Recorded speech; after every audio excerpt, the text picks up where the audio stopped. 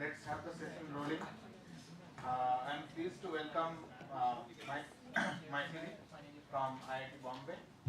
Maithili Bhuttaguru is an associate professor at the Department of Computer Science and Engineering at IIT Bombay. Before joining IITB in 2013, she obtained MS and PhD degrees in computer science from the Massachusetts Institute of Technology in 2006 and 2010 respectively. After her PhD, she worked at Movic Network, a startup in the telecom space, for 3 years before joining IIT. Earlier, she obtained a BTech degree in Computer Science and Engineering from the Indian Institute of Technology, Madras, in 2004. She is passionate about working on real-world problems in the broad area of network systems. Over to you, Manju. Thank you so much. Thanks for the invitation and thanks for having me here. So in this talk, what I'm going to talk about is a little bit of how Linux networking happens and probably cover topics that are sort of fall in this gap between what you're taught in an operating systems course and what you're taught in a networking course, and things that also have a lot of real world import today. So I don't know how much of background the audience has, so if at any point you feel something is a little bit unclear, feel free to stop me, okay? So we all know that there are many applications. Almost all applications today are networked applications. There's a client server model, whether it's email, browser, even a lot of AI ML seems to be the flavor of the day. So many applications communicate over the network. They are not standalone monolithic boxes, but they communicate over the network, and typically they exchange messages.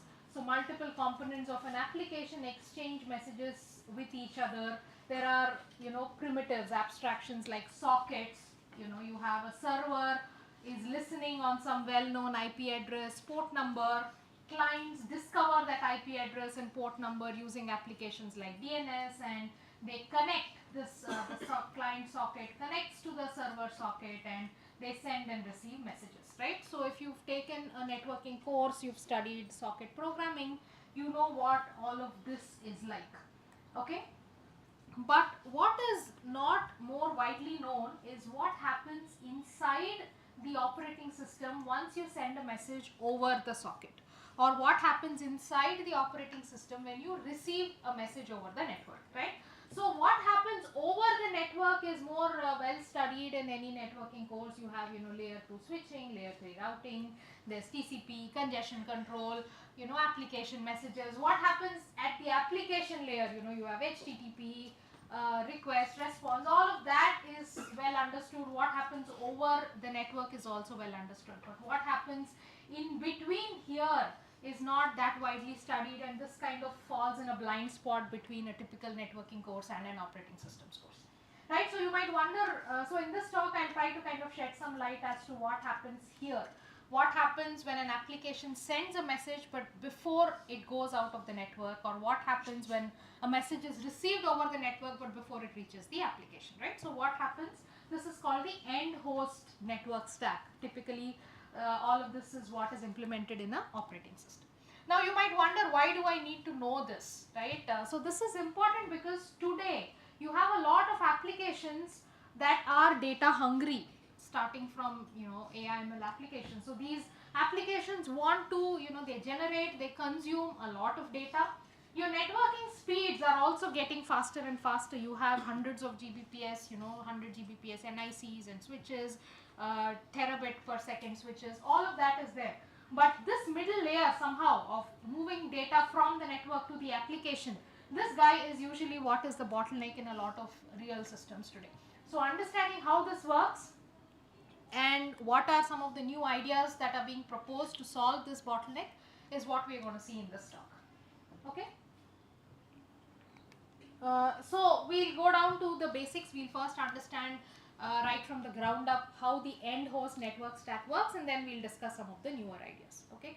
So first thing is, in an operating system, the component that actually talks to the network devices. So you have a network interface card, your Ethernet or Wi-Fi card, and in the operating system, the part of it that communicates with this NIC is what is called the device driver, right? So this is the piece of software that communicates with the NIC. Now, how does this communication happen? It happens in the following steps. So first, typically at boot up or when the device is initialized, the device driver, it configures the NIC using a technique known as memory mapped IO. We won't go into much detail here. So this is a way of specifying to the network card how to send and receive packets.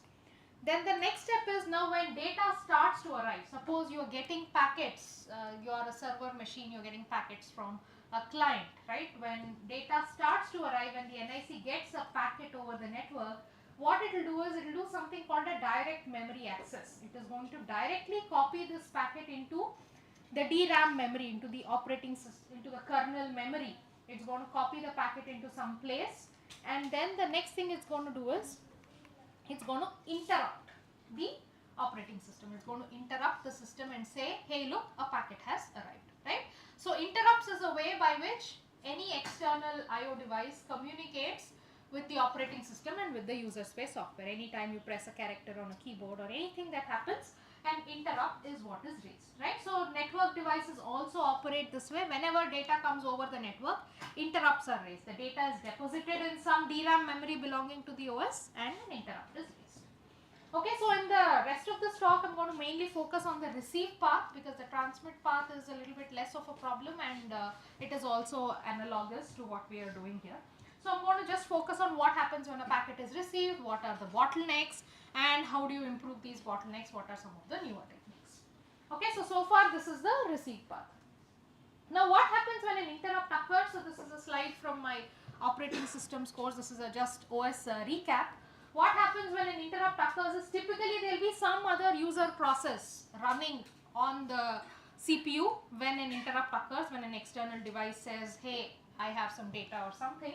So what happens is you switch from the user mode running this user program, you switch to the kernel mode, right? So this involves you save the context of this process piece. So this is a little bit of an overhead. I'm telling you this just to kind of impress the point on you that it's not easy. Handling an interrupt, you have to stop whatever this process is doing. This guy has to save the context. What do you mean by saving the context? Like the register context, what instructions, what are the register values, all of that you save somewhere, typically in the PCB of the process you save, and then the OS code starts to run. You jump to the OS code based on the what interrupt it is, you jump to the OS code, you handle the interrupt, and then once the interrupt is handled, you restore back the original process. Right, so this interrupt handling, if it is a network packet interrupt, this is done by the network device driver. If it is a file disk interrupt, it is done by the file system, and so on, right? So there are different parts of the OS that handle different interrupts. But anytime there is an interrupt, you have some amount of disruption to existing processes that are running in the system. So in order to minimize this interrupts, the interrupt handling for networking devices is designed a little bit differently. Now when a network packet comes, there is a lot of work to be done. A network packet has come, you have to do layer 2 Ethernet processing, you have to do IP routing, TCP, congestion control, decide if you have to generate an ACK, update the congestion window, right? There's a long story. All the layers that you've studied in a networking course are running inside the Linux kernel. Whenever an interrupt happens for every packet, you have to do this big story.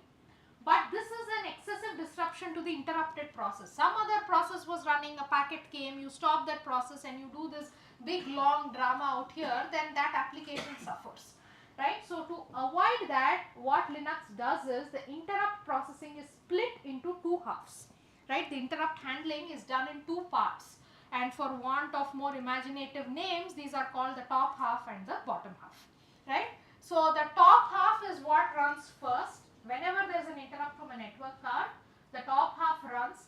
It does very minimal processing. It tells the network card, somebody's rung the doorbell, you say, hey, okay, fine, I've heard you, I know a packet has come, hold on, I'll come to it later, right? So the top half of the interrupt handler does the bare minimum work, and what it does is it disables all future interrupts, because now you know a packet has come, there is work to be done, and you say I will come back and do that work later in a bottom half that will run later. But until then I don't want that network card to keep on ringing the doorbell and irritating this process, right? So what the top half does is whenever there is an interrupt, it acknowledges the interrupt, tells the NIC I heard you, and disables all future interrupts. until a later point of time when the bottom half interrupt handler runs, and this bottom half, until then, there could be one, there could have been more packets that have arrived. This bottom half processes all of those packets, and then once it clears all the backlog, it re-enables interrupts. So then the next time a packet comes, once again an interrupt is raised, the top half says all good, and until the bottom half runs, interrupts are disabled, and then the bottom half re-enables. So this process runs. So the idea here is there's a lot of work in the network processing. You don't want to disrupt running processes too much, and these bottom halves run when there is no other, the scheduler, the CPU is free, the scheduler doesn't have any other user process to run, it will go and schedule the bottom half. Right? So just to see that. So one more concept I want to introduce is what is called a device driver ring. Right? So the OS and the device share a circular array. A ring is nothing but a circular array where whenever a packet is received, a pointer to that packet is placed in the ring. Right? So the ring essentially has all the outstanding packets that need attention at this point of time. So whenever the NIC, the network puts a packet into memory, it can't just leave the packet somewhere, right? It has to kind of store the address of that packet in some known location so that when the operating system wants to look at it, it knows where the packets are, right? So you have these rings. Okay, so whenever the NIC DMA is a packet, it updates a pointer to this packet in the ring, and then the top half, it does its minimal processing, and of course the NIC does the DMA, updates the ring, it interrupts the OS, then this process that is running is interrupted, it stops, we jump to the top half interrupt handler, which does bare minimum, acknowledge this packet in the ring and so on, and then we come back to this process that was running earlier again. So this is the minimum thing that is done for a network interrupt. Then the next thing is the bottom half interrupt runs. So when the bottom half runs, the scheduler comes into play, this process is context switched out, and we move to the bottom half. Typically in Linux, the name of the bottom half process is what is called the K-soft IRQ. It's basically, soft IRQ is a way of, it's a name given to the bottom half interrupt handler. So what this guy does is, this is a process that runs when there are no other user processes on that CPU core, when the CPU is free. Now this guy does the heavy lifting of all the network packet processing. Okay, so what this guy will do is, so there's something called a SK buffer, socket buffer data structure. Now the received packet is just an amorphous blob of bytes, right? So somebody has to parse this packet, figure out this is the Ethernet header, this is the IP header, this is the TCP header, and run all of, create all of these headers, do the checksum, right? So all of that work is done. To do all of that work, you first need to create all of these structures. You need to parse the packet, put the headers in their corresponding forms and all of that. So what this bottom half guy does is he dynamically allocates a structure, a data structure called SKB, stands for socket buff. This guy contains, SKB is nothing but basically these raw bytes parsed into headers and payload and so on, right? So that future TCP IP processing can be done properly, right? So this happens on, now this happens in this process, the K-soft IRQ process. Now there can be multiple such K-soft IRQ processes. You can set your, the OS can configure the network card to say that if there's a lot of interrupts coming in and this one K-soft IRQ cannot handle, you can also parallelize it. You can distribute your interrupts to multiple CPUs, multiple cores, and on multiple cores in parallel, this top half and bottom half can run, right? So this interrupt processing is multi-core scalable today. Okay, so is the story clear so far? So the next thing is, now you have, done the top half, then you have switched to this special process, you've done the bottom half, you've created all of these structures, and the next thing is this bottom half will hand over this parsed packet with all the headers to the TCP IP layers. There are a bunch of modules that do the layer 2, layer 3, layer 4 processing, and these guys access this SK buff structure that was created. So this SK buff is a data structure that has pointers to various things, pointers to various headers as well as the received payload and so on. right? So all of the IP routing, reliability, all your congestion control algorithms that you've studied in a networking course, they run here. They run during this part, during the TCP/IP processing inside the operating system. Okay. Now once this is done, then next what happens? Now this packet, suppose if this packet is going out to some other computer, it is not for this a process in this computer, then you send it out. But if this process is destined to one of the sockets on this machine, then after this TCP/IP processing, you deliver the packet to a socket. Now any networking application is listening for packets on some port number, on some IP address port number, and whenever a packet, now this TCP/IP modules will look at the packet headers, look at the port numbers, look at the client, the other side IP address, everything, and figure out that of all the sockets, of all the processes that have all of these sockets open, this packet is destined to this socket. They identify the socket on which the packet has to go, and then this escape of pointer is kind of, now the socket also has a queue of all the packets coming to it. You take that escape of pointer, you deposit it in the socket's receive queue, right? You deliver it to this socket. And now when the user space application reads this packet from the socket, now when you read data from a socket, at this point the actual data, until now this escape buff was just a series of headers and all that was being passed around to IP, TCP, everything.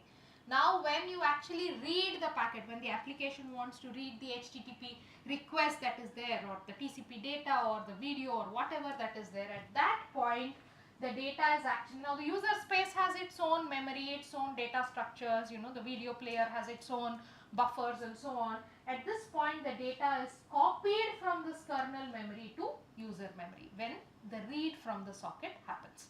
Right, so now at this point all your TCP/IP processing has happened, the packet has reached the socket and the application reads the packet and copies it from kernel memory to itself. Right, so this is the entire life cycle of a packet, when a packet arrives on your NIC to the time it reaches the application. Now as you can see, there is a lot of overheads involved at multiple places. First thing is, most packets, earlier in fact every packet would interrupt, then they changed it to say, oh no, we'll disable interrupts until the bottom half runs, right? So that was one improvement, but still in spite of that there is significant interrupt load. You're constantly stopping whatever process is running and these network interrupts keep happening, and then you have this, you have to context switch from other processes to this case of IRQ. And every time this escape buff structure is dynamically allocated, you have a dynamic memory allocation overhead. For every packet you create some extra structure that has all of these headers, and then you copy the packets from one location in memory to another location in memory, from kernel memory to user memory, because user cannot be just given access to OS memory, right? That doesn't work for security reasons. And so there are all of these overheads in a typical kernel network stack processing. Okay, so what is the impact of all of these overheads? If you have a 100 Gbps network card in your system, and 100 Gbps of data is coming in, and you have written an application and you want to consume this 100 Gbps of data, you want to process 100 gigabits of data every second that is coming into your system. And no matter what you do to the application, if you write your application using typical Linux network stack APIs like sockets in any programming language, right? If you use the regular techniques available in order to write your application, you cannot process all of this 100 Gbps that is coming in. It is very, very hard. You're going to hit some limits. So one of the papers that I cite here, for example, they do multiple threads. Of course, you can say, oh, I have multiple cores available on my system, I can run my application on multiple cores. I distribute interrupts to multiple cores, run my application on multiple cores. Doesn't matter. No matter what you do, you cannot kind of reach this line rate of, say 100 Gbps, even 40 Gbps is very hard. You can do a few Gbps, maybe up to 10 Gbps. Here, this paper, they did a lot of optimization. They pushed it to like 15 Gbps.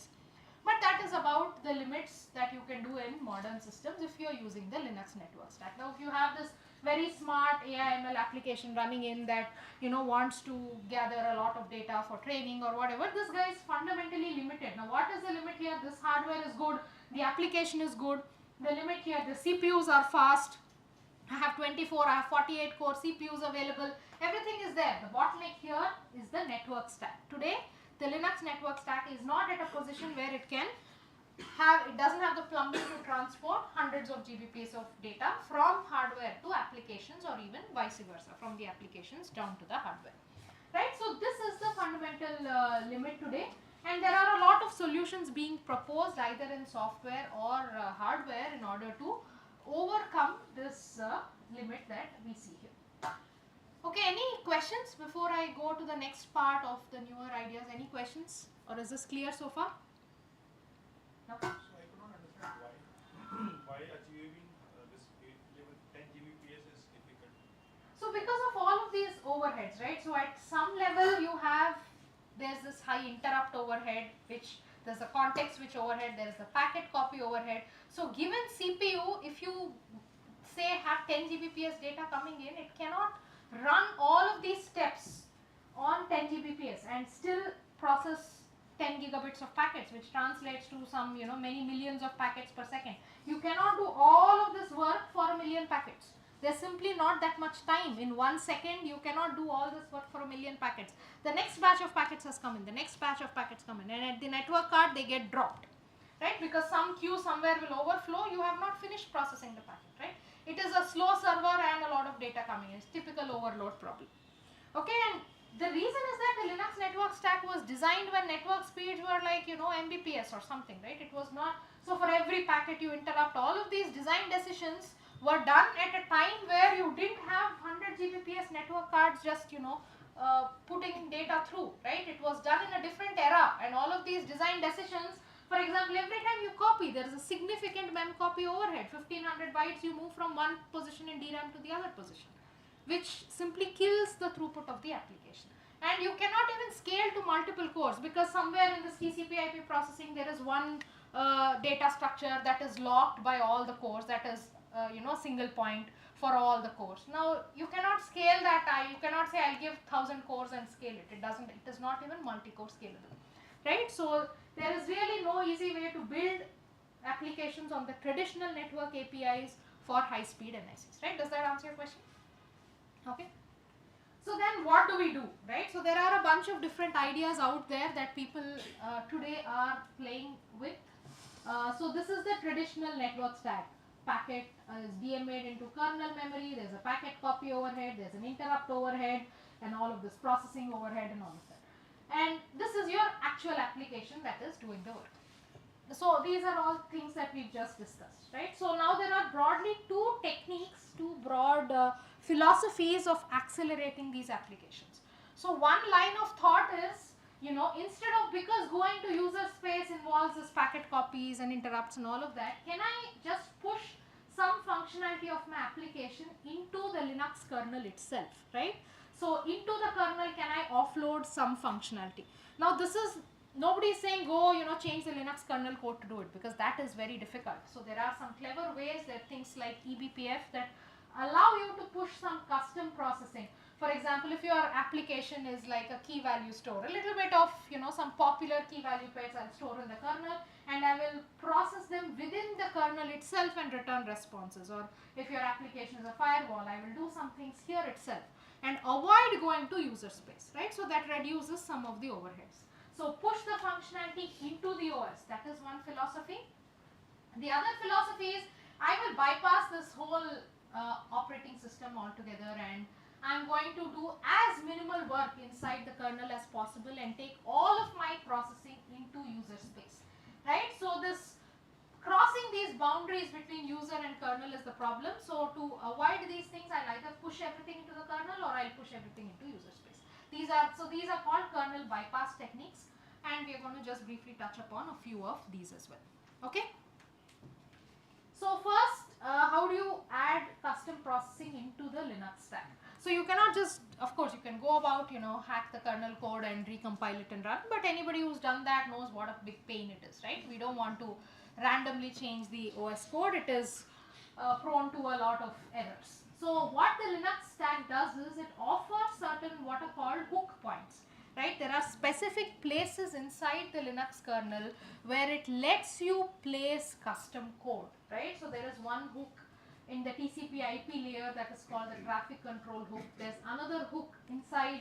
Most modern network drivers today support what is called the XDP hook, which is in a small place inside the driver. You can actually insert your own custom processing code, right? So this is called the XDP hook.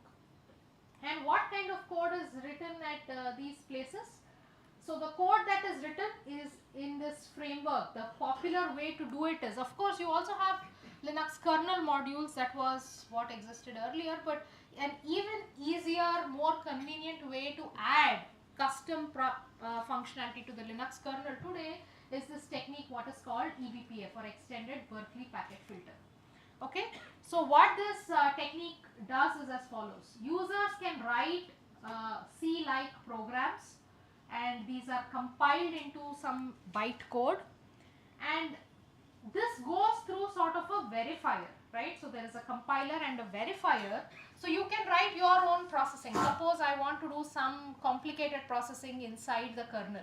I will write this processing as an eBPF program, and I will compile it, and I will push this into the kernel at certain specific hook points.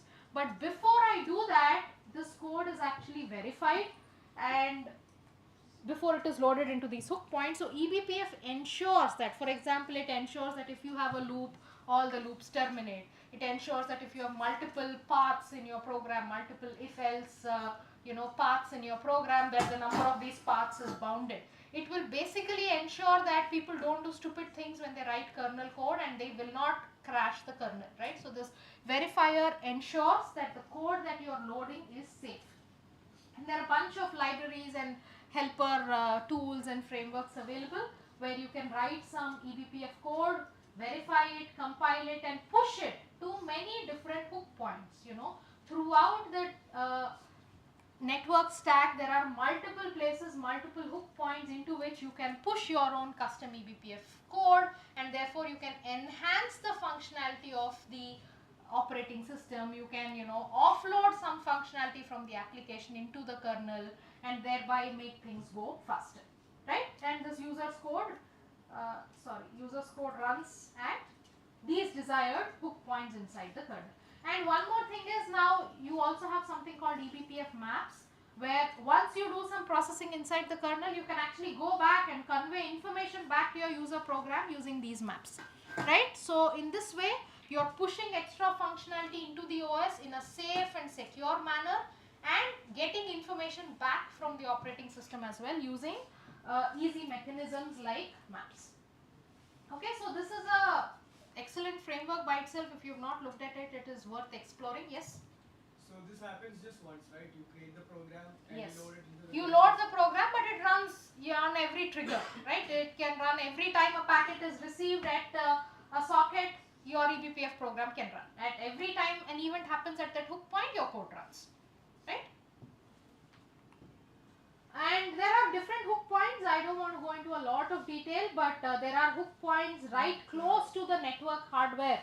Ma'am, Huh.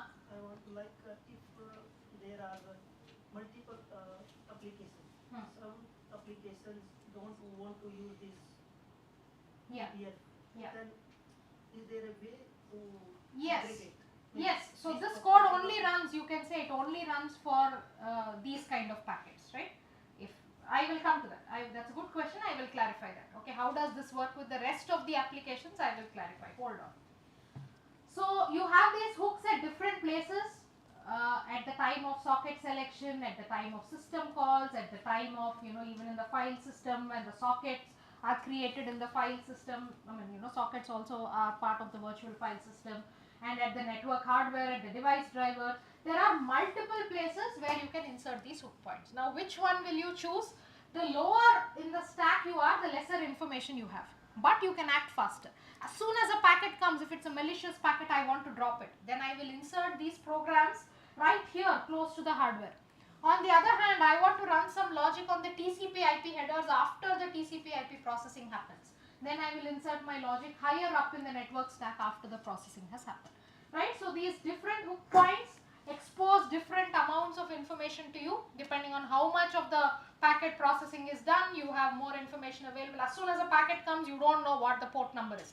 If you want to make a decision, if you want to write an eBPF program that uses the port number, write it at some of the later hooks. If you want to use an eBPF program that doesn't need much information but can quickly act, write it closer to the hardware, right? So there's a lot of flexibility. And so I will answer your question in maybe not this slide but the next slide. So one concept is eBPF, right? It lets you push functionality to hook points inside the kernel. Now the next thing you can do is you can actually say, I want to take these packets into user space. I want to simply bypass the kernel. I don't want to write stuff inside, twiddle my thumbs inside the kernel, but I want to actually take all these packets. Don't bother with all your kernel processing and your overheads. Give me all the packets, I'll handle it in user space. So that is called, so there are also special type of sockets called AF-XDP sockets.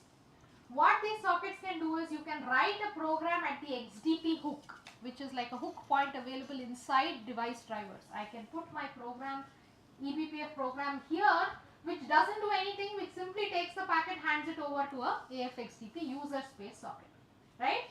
And you can also configure the NIC to basically DMA the packet into user memory itself. So now the kernel is not being interrupted, there is no memory copy overhead, nothing. If I use these AF-XDP sockets, I can very easily do kernel bypass. That is, as when a packet comes in, the OS doesn't do much at all. The device driver sees this packet, says, oh, for some packets, let me just give it away to this user space application, copy the packet, DMA it directly into the application, notify the application somehow. That's all. There's no TCP, IP processing, Ksoft, IRQ, bottom half, top half, all this drama doesn't happen. Things go very, very fast and you immediately bypass the kernel using these AF-XDP sockets. So the regular sockets are called AF-INET sockets. If you've ever written a socket program, they are internet family sockets. This is a new family of sockets which directly receive packets. Yes? Don't you need to process it to some extent to find out which application to give it to?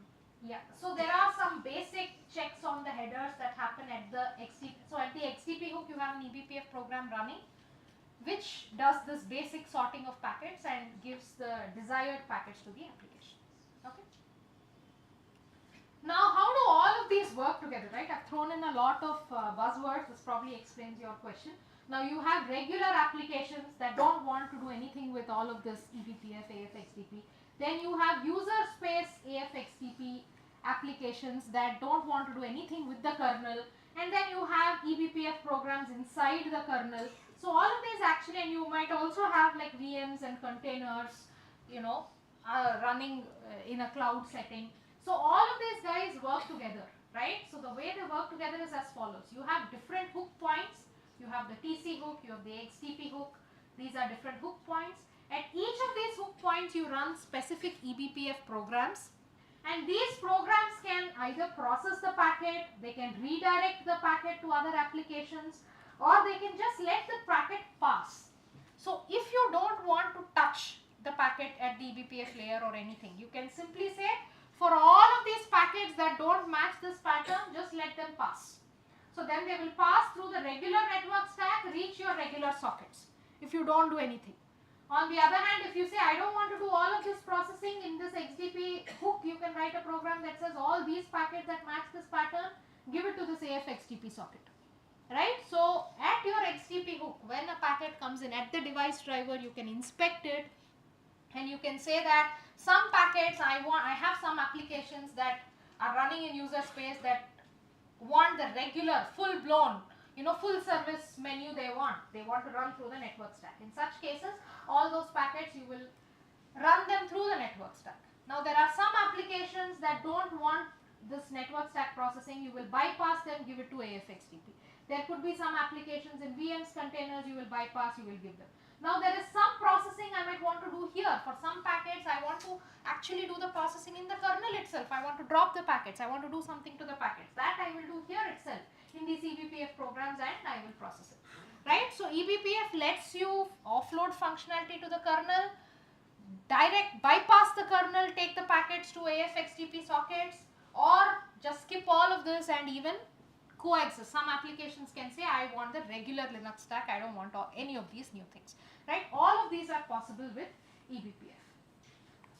So, Ma'am, yeah. as the XDP, there is no unpacking, packing is done of headers or it Yeah, is so header, if you want header unpacking, I will come to that, no, right? I want to know how here it is differentiated for multiple apps like as we are not doing unpacking, packing.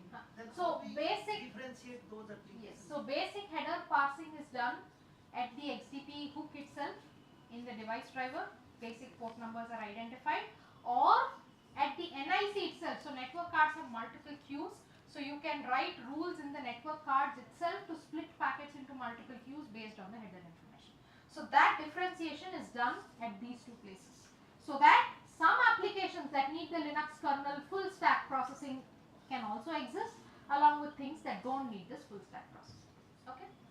Yes. So can you get the line rate with AFXTP program? Yeah, I'm coming to that. Okay, so this is a bunch of examples of applications that you can write with eBPF and AFXDP. You can write firewalls.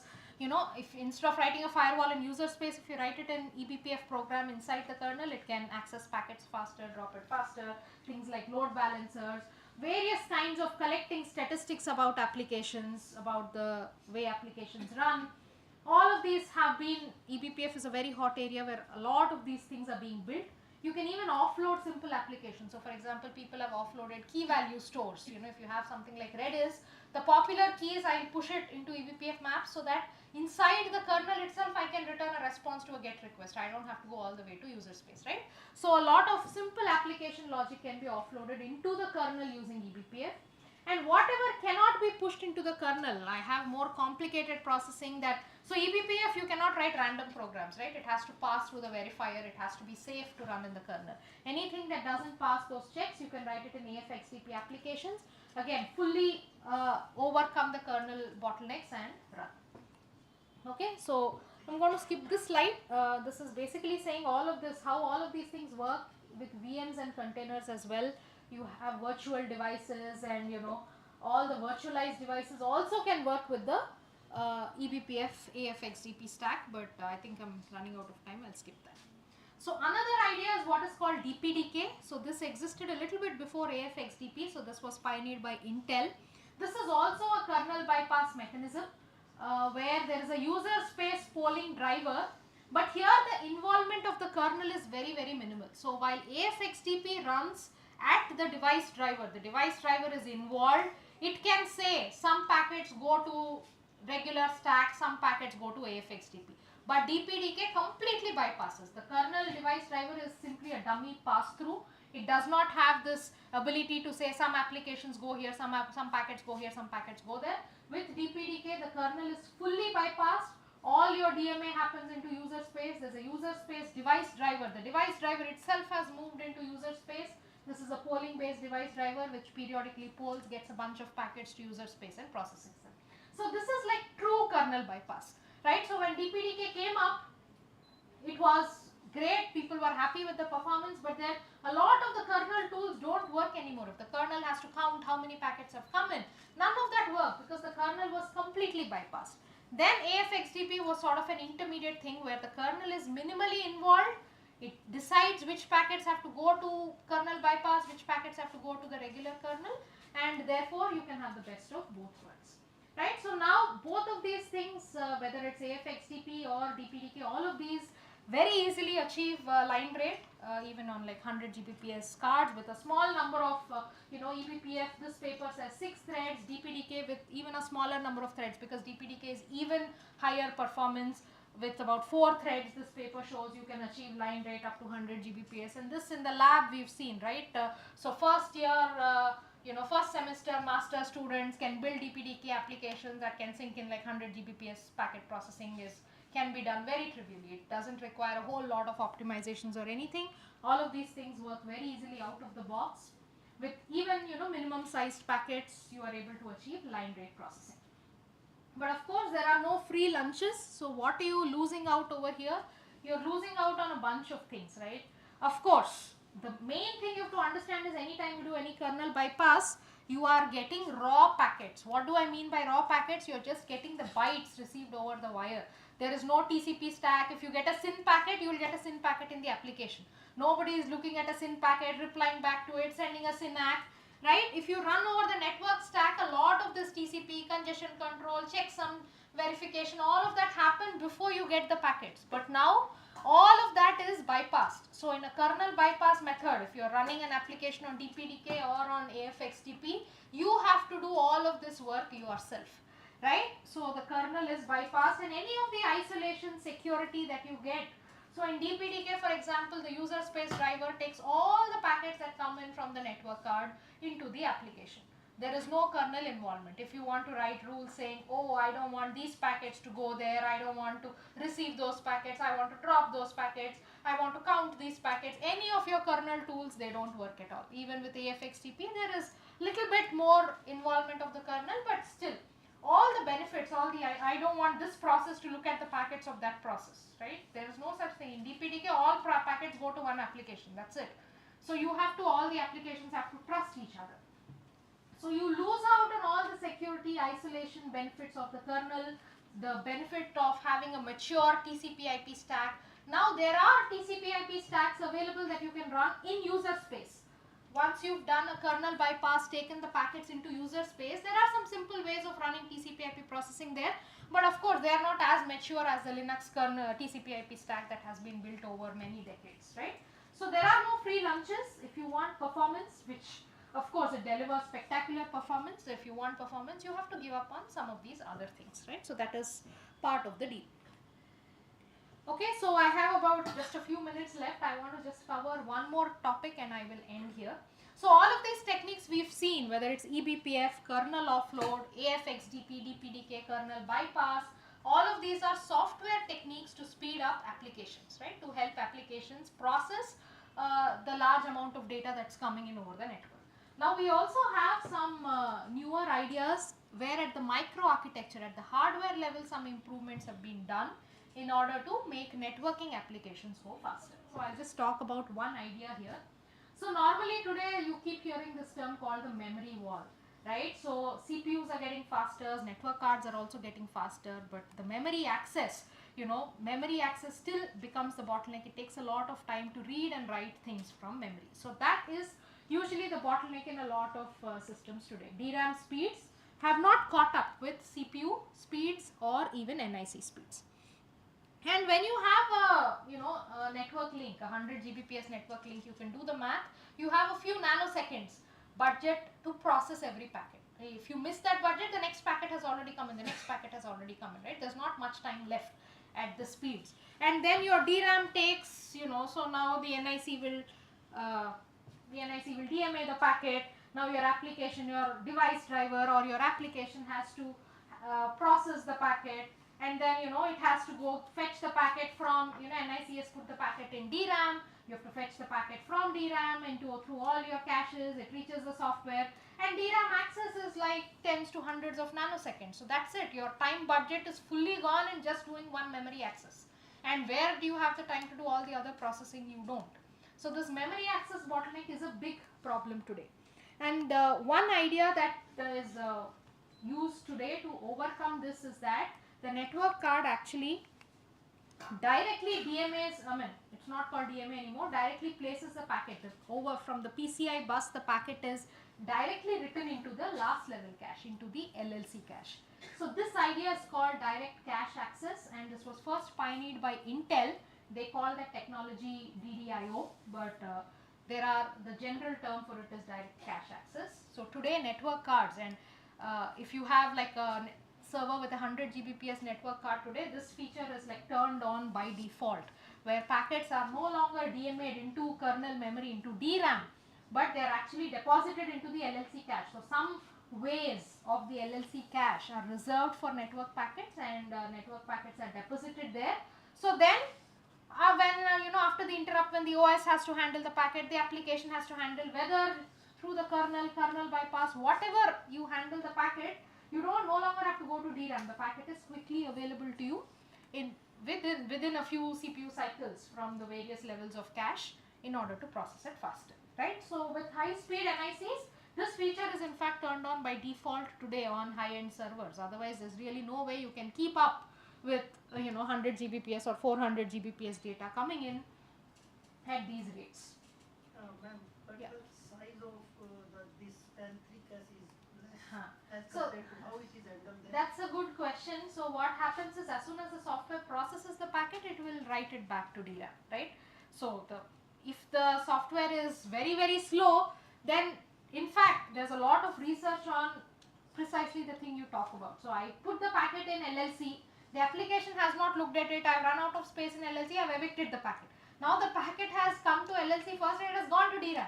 Now again, when the application finally wakes up and says, oh, I have to process the packet, it has to get from DRAM, right? So now you have all the benefit of this feature is fully lost. So then how do you design applications? The way they do it is they limit the size of this, they rearrange the LLC ways to give, right? So this is an active area of research with papers being published at all the top venues on how to handle this problem. Okay, so the feature is there, but it is for us in the software layer to use it properly. Okay, so I will conclude here. So packet processing, if you look at packet processing at end hosts, there are a lot of inefficiencies in the traditional network stack because it was never designed to sink in, digest hundreds of Gbps of data. You have all these, the DMAs, the different interrupt handlers, the packet copies, all of these limit you from achieving line rate on modern network cards. So there is a bunch of optimizations used in modern systems where applications are trying to push some of their logic into the kernel using frameworks like eBPF, or you're bypassing many steps of the kernel and taking packets directly into user space using kernel bypass techniques like AFXDP or DPDK, and the hardware is also providing support like depositing packets into the caches directly in order to speed up packet processing. So some combinations of all of this are allowing various applications to hit line rate processing, and in fact the trend is moving from, you have a lot more, there's this buzzword NFV, network function virtualization, that you may have seen in the previous talks, which is basically we want to build all these routers and firewalls, all of these things in software, not as hardware boxes but software. But to do that, the software should actually give you good performance, and a combination of all of these techniques is letting us build high performance networking software, and therefore this trend of NFV is actually taking off now and is able to deliver the performance that it started out as a promise. Okay, so I would like to stop here. I think I'm out of time. I'll be happy to take questions. Okay, let's thank Maithili.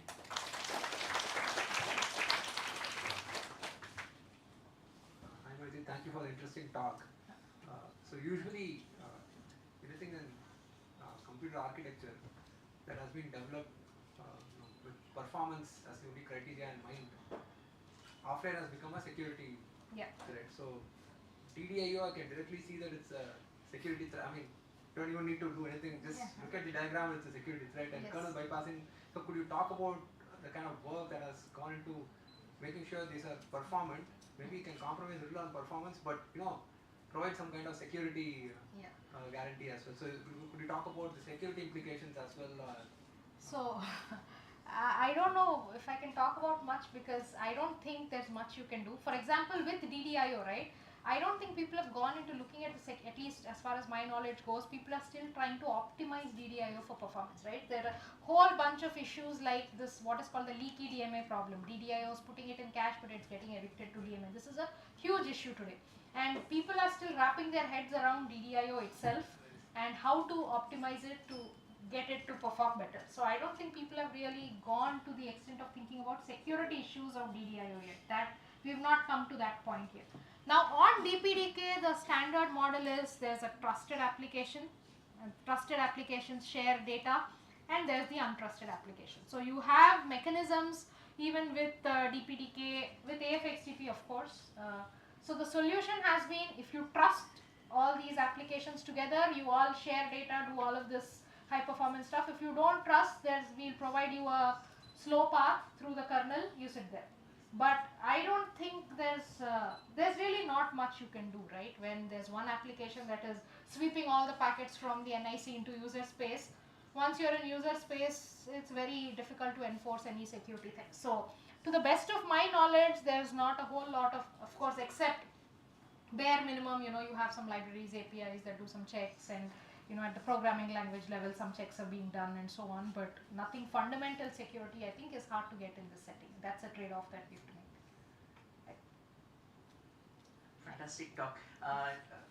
I just want, as a suggestion, like for future iterations, maybe you could also add another third way of bypassing kernel stack through RDMA, HBAs, Yes. and InfiniBand, and also Yes. there you like everything is memory mapped, I guess. Exactly. So with RDMA, you kind of eBPF pushes it to the kernel. RDMA, you're doing it even lower. So yes, I had that actually, but I ran out of time and I removed that other pillar in that thing. But yeah, that is the other option. I will. Thanks for the suggestion. Okay, any more questions? Yep.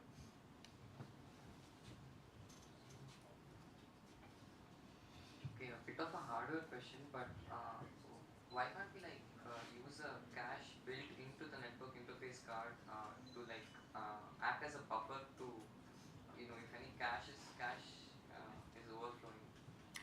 So that's a good question. So I'm not a architecture person, but maybe the other people can pitch in. But it is very difficult to do cache coherence, right? So the question is not about just putting a cache anywhere. The question is now this cache has to be coherent with all the other caches on the CPU. Now when the CPU accesses this, now today what is cache coherence? If you have 24 CPUs, one CPU accesses a certain memory address X, if this memory address is present at say another CPU, I think we are. So if it is present at another CPU core, all of these caches have to talk to each other. There's some directory, some snooping protocol running that says this packet is in this CPU, it is not in that CPU, which CPU is it there, in which cache is it there, right? So this is a lot of hard work. Running this cache coherence is a lot of hard work. And running this cache coherence across IO interconnects is very, very difficult, right? So therefore, there has been some preliminary work done on making the NIC somehow cache coherent with the CPUs, but I think that is just at the research level. It's an extremely hard problem because the NIC is very, very far away in sort of CPU terms from the CPU caches, right? I know what is there in the other CPU caches, but knowing what is there in the NIC cache, now what is there in the NIC cache, if some CPU accesses it, how do I get it from the NIC cache to here? Those are all difficult problems. That's a great idea, but implementation wise I think we still have some way to go. Any more questions? Yes. Yeah, so why try to solve the hard problem? Why don't you bind the cards to the particular core and let the core handle that particular network address? The cache coherence part. Why do you solve it that way? That limits the applicability of the solution, right? So then you're saying the NIC can only deliver packets to applications running on that core. What if, whatever is there in the NIC cache, you have no control over which core the application is running on. Correct. Right? So you can have a dedicated code just to... yeah, so if you do this core pinning with certain assumptions, sure, I think it can be possible. Any further question? Okay, if there is no question, then let's thank Maithili once more. Thank you all. From the department, we have a small token.